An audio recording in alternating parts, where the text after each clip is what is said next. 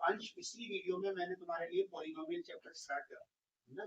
और polynomial chapter जब मैंने तुम्हें स्टार्ट कराया था तो मैंने तुम्हें सारी बातें बता दी थी कि पॉलिनोमियल क्या होता है, पॉलिनोमियल कोएफिशिएंट क्या होते हैं, डिग्री क्या होती है, वेरिएबल क्या होते हैं, कांस्टेंट क्या होते हैं, ये सारी चीजें मैंने तुम्हें अच्छे से समझा दी।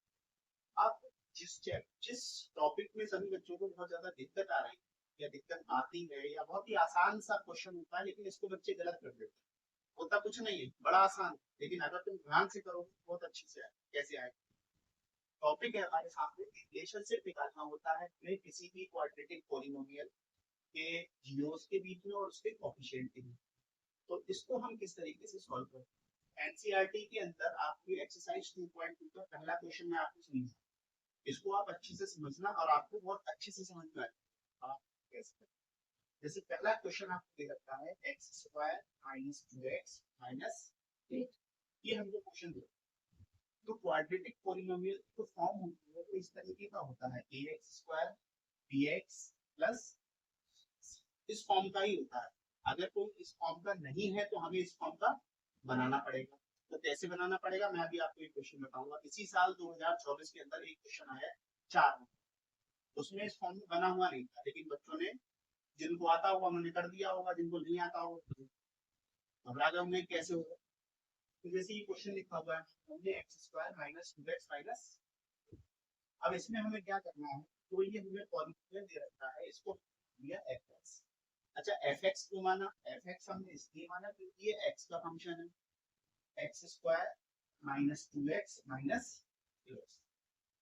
अब अंश ये देखो कि इस x के साथ में क्या कुछ लिखा है नहीं लिखा, तो हमारा काम आसान है। बीच में देखा क्या लिखा है 2। अभी हम यहाँ पर साइन की बात नहीं करते और लास्ट में क्या लिखा है, यानी कि अब बेटा मुझको दो ऐसे नंबर चाहिए जोड़ने या घटाने के। मैं पूरी बात बोलूंगा, लोग अलग अलग तरीके से बताते होंगे लेकिन ये मेरे पढ़ाने का तरीका है। आप मुझे दो ऐसे नंबर बताओ इनको जोड़ने या घटाने पे तो आए 2 और मल्टीप्लाई करने पे आए 1। तो ऐसे दो नंबर तुमने भी मुझे बताया कि 4 और 2, तो बस करते हैं इसको आगे। तो एक्स स्क्वायर माइनस इस 2 की जगह बच्चों मैंने लिख लिया 4 माइनस ब्रैकेट क्लोज किया, x की जगह x लिख दिया माइनस ओपन किया मैंने ब्रैकेट खोला, x square minus 4x plus 2x minus, फिर इन दोनों में देखा क्या कॉमन आ रहा है बेटा, इन दोनों में x कॉमन आ रहा है, मैंने x कॉमन ले तो इधर से बचा x माइनस, ठीक है। इन दोनों में क्या कॉमन आ रहा है बेटा 2, इन दोनों में कॉमन आ रहा है तो मैंने कॉमन लिया, इधर से क्या बचा x माइनस 4। अब इस दोनों टर्म में अगर मैं देखूं तो x माइनस 4 इसमें भी आ रहा है इसमें भी आ रहा है, तो x माइनस 4 मैंने कॉमन ले लिया, तो अब क्या टर्म बची x प्लस 2। इनको अगर मैं 0 के बराबर रखता हूँ, जैसे x माइनस 4 को अगर मैंने 0 के बराबर रखा तो ये 4 उठ के इधर जाएगा, क्योंकि ये माइनस का है तो इधर जाके ये प्लस का हो जाएगा, x की वैल्यू कितनी आ गई 4 प्लस की 2। ऐसे ही जब मैंने x प्लस 2 बराबर 0 ये 2 इधर गया तो x की वैल्यू कितनी आ गई, इसका मतलब बेटा अंश हमारे सामने x की दो वैल्यू हो जाती है, एक तो आ जाती है x की वैल्यू 4 और दूसरी वैल्यू हो जाती है माइनस। अब हमें बताना है मेन का, मेन काम का मतलब अब हमको बताना है रिलेशनशिप बताएंगे इसके जीरोस की। तो ये जो निकली वैल्यू है x, इनको बोलते हैं जीरोस, क्या बोलते हैं जीरोस, जीरोस।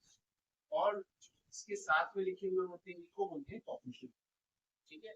तो आप किस तरीके से इसको भी, सबसे पहले आप सम ऑफ जीरोस निकालें, सम ऑफ जीरो यानी कि कितना आया है 4 प्लस दूसरा आया माइनस 4 में से माइनस किया कितना आया 2 आया, 2 तो आया। और आगे दिया हमने minus coefficient of x upon coefficient of x square, यही इसका फॉर्म हमने क्या देखा लगाया माइनस की पहली माइनस है कोएफिशिएंट ऑफ x, x के साथ में क्या लिखा है बेटा माइनस 2 अपॉन में कोएफिशिएंट ऑफ x स्क्वायर के साथ में क्या लिखा है 1। ये ब्रैकेट से पहले माइनस लगा है, तो ये मैं आप सभी लोगों को बहुत बार बताता हूँ कि किसी भी ब्रैकेट से पहले अगर माइनस लगा है तो अंदर वाले का वैल्यू का साइड क्या होगा, चेंज हो जाएगा, तो ये क्या हो गया प्लस। ठीक है। अब आते हैं प्रोडक्ट ऑफ जीरोस पे। तो प्रोडक्ट ऑफ जीरोस का मतलब होता है उनकी मल्टीप्लिकेशन, है ना। तो प्रोडक्ट ऑफ जीरोस हमारा पहले जीरो आया था 4, दूसरा आया -4 इंटू करेंगे तो कितना आएगा -8। इसका जो कोएफिशिएंट का रिलेशन होता है constant term upon coefficient of x square. तो कांस्टेंट टर्म कितनी है बताइए, -8 तो मैं -8 लिख दूं upon coefficient of x square के साथ क्या लिखा है 1 लिखा है, मतलब कुछ भी नहीं लिखा है तो वो कुछ भी नहीं लिखा 1 कितने आए। तो देखा तुमने कितना आसान टॉपिक था और कितना इजीली हम लोगों ने इसको सॉल्व किया, लेकिन यही क्वेश्चन बच्चे गलत करा। अभी जो अगला क्वेश्चन तुम्हें जो मैं कराने वाला हूँ वो इस साल 2024 के पेपर में, ठीक है, उसको मैं करा